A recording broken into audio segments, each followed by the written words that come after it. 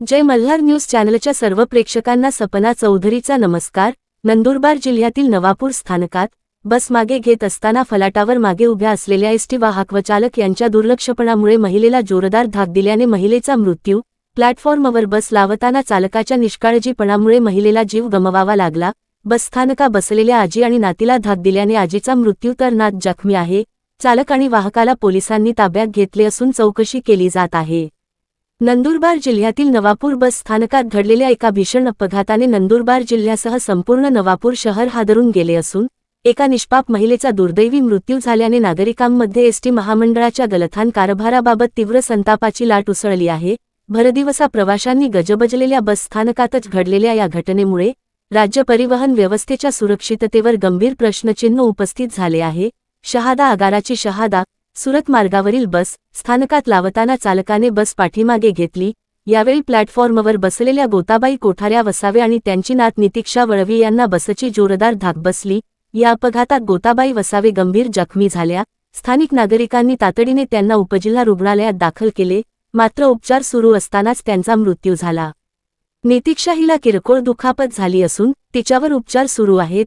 या घटनेनंतर बस स्थानक परिसरात मोठा गोंधळ उडाला। संतप्त नागरिकांनी चालक व वाहकाच्या निष्काळजीपणावर तीव्र नाराजी व्यक्त केली।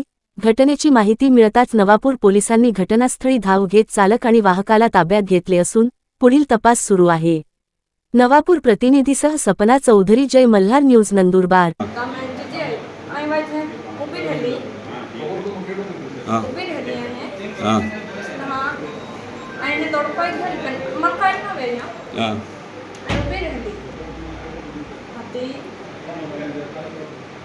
भय पडली मला काय ना माय पाय पिलं तर नॉर्मल म्हणजे एकदम दड पिकते तली तुटी पडली हाती खाच्या मन भावी गेला असं शहादा वापी बस आली नवापूर बस डेपोत आणि रिवर्स घेताना बस स्टँडच्या समोर उभे असलेली एक महिला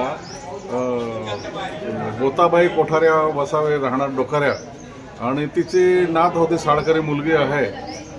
तर त्याच्यात त्या बाईला मोठ्याने धडक लागली बसची रिवर्स घेताना आणि त्या धडकेत ती अंतिम स्थितीत इथे त्या बसच्या कंडक्टरने ग्रामीण रुग्णालय नवापूर येथे तिला ॲडमिट केलं आहे आणि तिचं वैद्यकीय उपचारानंतर तिचं अंतिमय झाल्याचं डॉक्टरांनी घोषित केलेलं आहे आणि त्या मुलीला थोडं कमी धडक लागली आहे, तिला जास्त काही इंजुरी नाही आहे, ती नॉर्मल आहे।